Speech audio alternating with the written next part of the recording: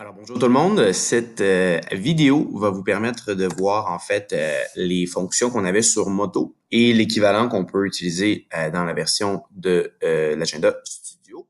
Ce que j'ai décidé de faire, c'est que j'ai choisi 2 semaines qui sont les mêmes. J'ai utilisé mon agenda de l'an passé. Puis je vais recréer en fait ce que je faisais l'année passée dans mon agenda Studio pour vous montrer que c'est très possible de fonctionner avec les deux. C'est seulement un peu d'adaptation. Alors, si je regarde, donc j'ai pris la semaine donc, du 30 avril au 4 mai de l'an passé. Si je regarde mes cours, ça suit, il n'y a pas de problème. J'ai exactement les mêmes périodes qui sont ici. Alors bon, on voit que le lundi après-midi, j'avais une évaluation. Sur Moto, les évaluations étaient avec l'étoile. Ici, quand on crée l'évaluation, eh bien, vraiment, on peut aller chercher le type plus précis de ce que c'est. Donc, est-ce que c'est un laboratoire? Est-ce que c'est une évaluation écrite? Est-ce que c'est un mini-test? Donc, moi, je vais aller chercher examen, qui est aussi une étoile sur Moto. Et puis, donc, moi, j'avais un examen IB. Et j'avais dit que c'était la partie 1 de 2. C'est un bon réflexe de continuer de dire, par exemple, si c'est la première période ou la deuxième ou la troisième ou le nombre. Ça, c'est un réflexe qu'on avait sur Moto qui suit très bien sur Studio. L'examen est automatiquement mis comme important et je peux mettre la date d'annonce, dans le fond, à une date que je souhaite. Si je décide, par exemple, de l'annoncer, en général, on essaie d'annoncer au moins 2 semaines d'avance. Alors, je vais aller l'annoncer le 16. Et je pourrais mettre une pièce jointe, par exemple, un document de préparation ou autre. Ensuite, lorsque j'ai enregistré ma tâche, j'aimerais ça annoncer la même tâche parce que j'avais exactement la même chose lors du lendemain pour mon autre groupe. C'est donc je vais aller simplement copier la tâche, puis l'envoyer du côté de mon autre groupe.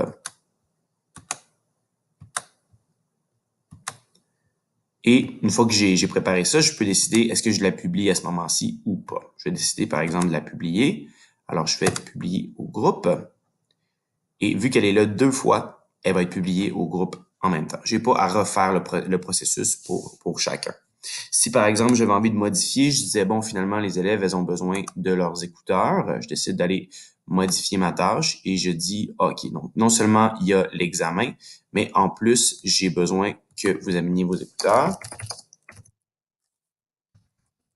Ça, je fais enregistrer et là, je dis appliquer à toutes les occurrences et tous les élèves vont avoir la notification.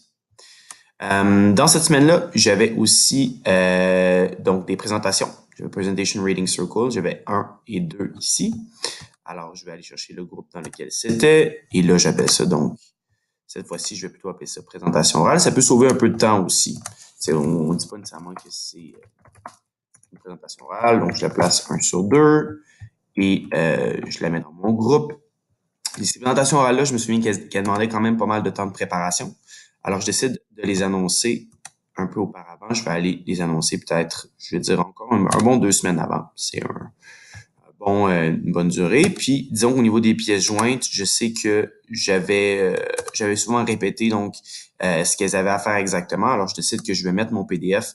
Il est déjà sur Showbie, mais je vais le mettre aussi dans Studio juste pour être sûr qu'elles y ont accès juste en l'observant. Et voilà, j'ai terminé avec ma partie 1.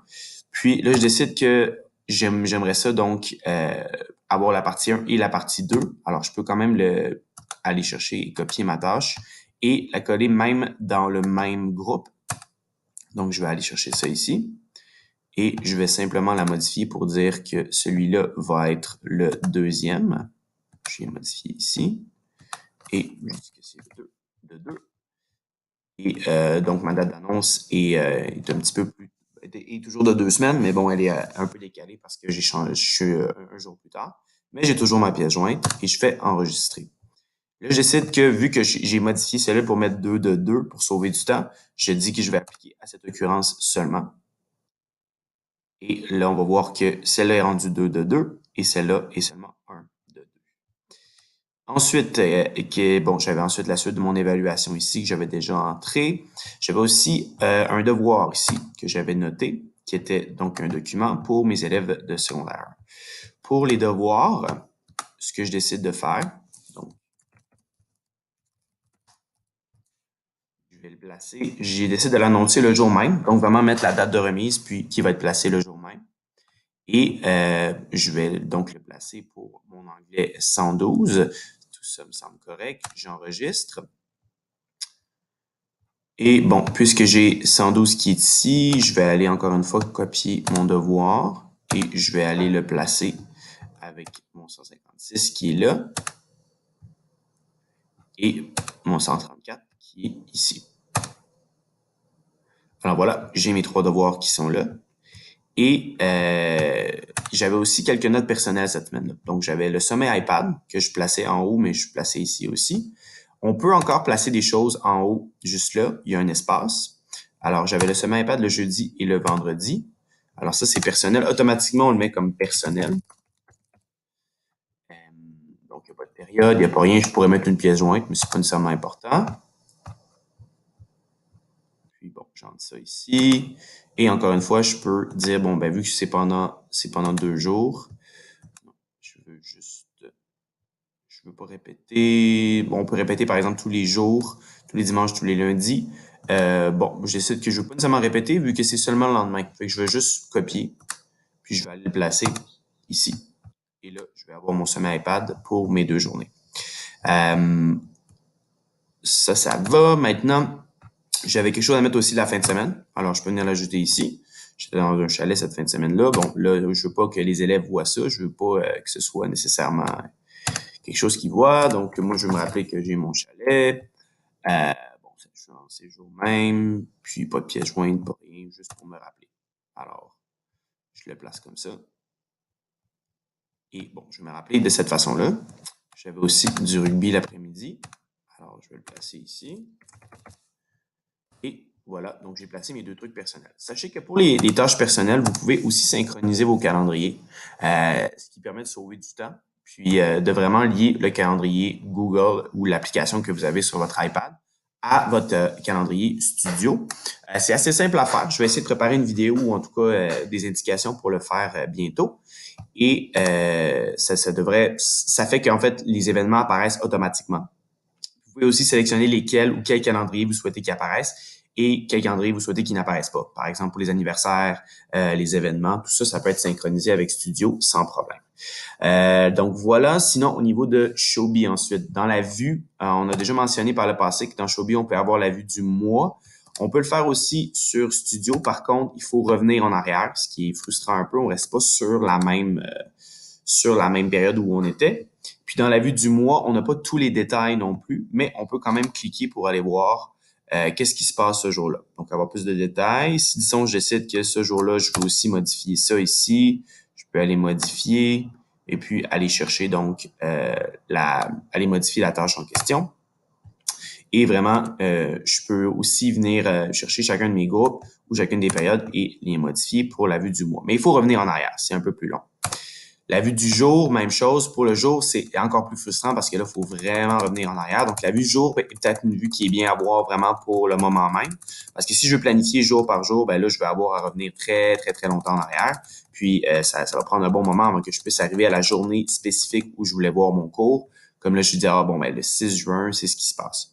Donc, la vue peut-être semaine ou la vue mois est peut-être est préférable pour plusieurs. Puis, elle vous place toujours au moment où vous êtes actuellement. Donc, on va toujours revenir au mois d'août. Donc, c'est sûr que quand on planifie d'avance, par exemple, si on va aller chercher des mois, on va aller plus loin, ça peut être un peu plus long. La vue année complète, c'était une vue qu'on n'avait pas nécessairement sur Moto. On peut vraiment aller voir tout ce qui est, bon, si je veux savoir disons dans le mois de décembre, OK, les examens commencent le 18, ça c'est bien. Le 24, qu'est-ce que c'est? Ah, c'est une journée pédagogique. Donc, on peut plus aller chercher les événements globaux, là, vraiment de la journée complète. Et bon, finalement, on a le menu tâches qui, lui, est nouveau. Vous dites, est-ce que je peux voir, par exemple, ce que les autres font? Par exemple, est-ce que je peux voir ce que l'école, au niveau de l'école, qu'est-ce qui se passe d'autre? C'est possible avec la vue école. Quand vous venez ici et puis que vous allez chercher donc le mois, vous pouvez aller chercher le niveau, le groupe et même la matière. Et ça va vous permettre de voir au niveau des évaluations qu'est-ce qui se fait pour pouvoir vous planifier en conséquence. C'est pratiquement la façon la plus simple de voir ce que les autres font. Alors, j'espère que ça clarifie certaines choses au niveau de Moto versus Studio.